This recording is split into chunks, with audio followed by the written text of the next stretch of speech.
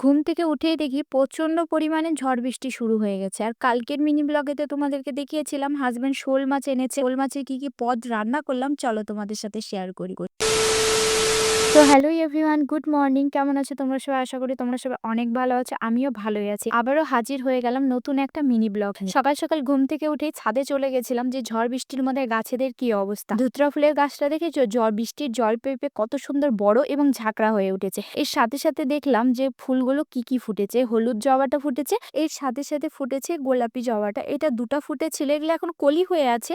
কিছুক্ষণ পরে এগুলো ভালো মতো ফুটে যাবে। গোলাপি জবাটা কিন্তু রোজ দুটো তিনটে করে ফুল দিতেই থাকে। আর এই যে লাল থোকা জবাটা দেখছো না, এই লাল থোকা জবাটা কিন্তু বছরে 2 বার করে ফুল দেয়। বৃষ্টির জল পেলে পায় আর একটা ঠান্ডার সময় দেয়। এর সাথে সাথে আমার কিন্তু অ্যালামুন্ডা গাছেরও কিন্তু কলি চলে এসেছে, ওটাও বৃষ্টির আগ দিয়েই হয়। তো সেটা হলে পরে তোমাদের সাথে শেয়ার করবে। সাথে সাথে গোলাপি এই জবাটা ফুটেছে। গোলাপি জবাটা না গাছ ভরে যখন ফুল হয় এত সুন্দর লাগে, তোমাদেরকে গাছটা না মাথাটা কেটে দিতে হবে। কেটে দিলে না গাছটা ঝোপালো হবে না। এই সাথে সাথে লাল জবাটা ফুটেছিল, এই লাল জবাটাও ভেবেছি এবার বর্ষা সিজন আসলে তোমাদের এটাকেও বড় টপে দিয়ে দেবো। আর লাস্টে যে জবা ফুলটা ফুটেছিল সেটা হচ্ছে এই চন্দন জবা।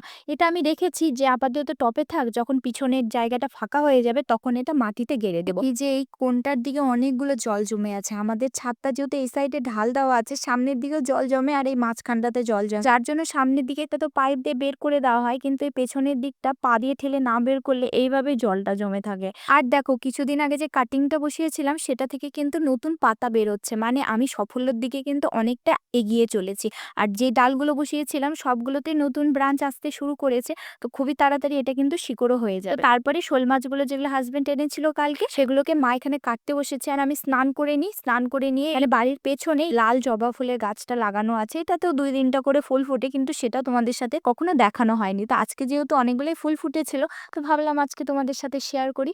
তারপরে চলে আসি ছাদে। ছাদে এসে যেটা সেরে নিই, এবং সেরে নেওয়ার পর নিচে যে টিফিন বাটিগুলো সমস্তগুলো ধুয়ে দিয়েছিলাম। সমস্ত টিফিন বাটি না বালি বালি হয়ে গেছে। আর দেখো কিছুক্ষণ পর আবার বৃষ্টি পড়েছে এবং আবারও এই জায়গাটা জল জমে গেছে। আর ছাদের সামনের দিকের জলটা ওটা তো পাইপ দিয়ে বের করতে হয়, ওটা আমি পারি না, ওটা হাজবেন্ডই বের করে থাকে। কিন্তু আমি ছাদে এসে যখনই দেখি এরকম জল জমে আছে তখন সেটাকে আমি পা দিয়ে ঠেলে ঠেলে বের করে দিই। আর তারপরে একটা কলা ছিল, কলাটা দিয়ে সকালে ব্রেকফাস্টটা করে নিই। আমি সকালে সেরকম ভাবে না কিছু খাই না, খেলে পরে পেটটা ভার হয়ে থাকে আর মনে হয় ঘুম ঘুম। তো ষাটি মাছের বানিয়েছিলাম ভর্তা, এর সাথে সাথে মা বানিয়েছিল ষাটি মাছের চচ্চড়ি আর বানিয়েছিল হচ্ছে ঝোল। এটা দিয়ে দুপুরে খাওয়া দাওয়াটা সুন্দর করে সেরে নিয়ে, আর দুপুরে খাওয়া দাওয়ার উঠার পর এতটা পরিমাণে গরম লাগছিল যে তোমাদেরকে কি বলবো। তারপরে সেরকম ভাবে ভিডিও শুট করা হয়নি। রাত্রেবেলায় সেই মাছ ভর্তা তো দিনে খেয়ে নিয়েছি, আমি এখন রাত্রের খাবার খাই। ভিডিওটি ভালো লাগলে পাশে থেকো। Bye bye, good night.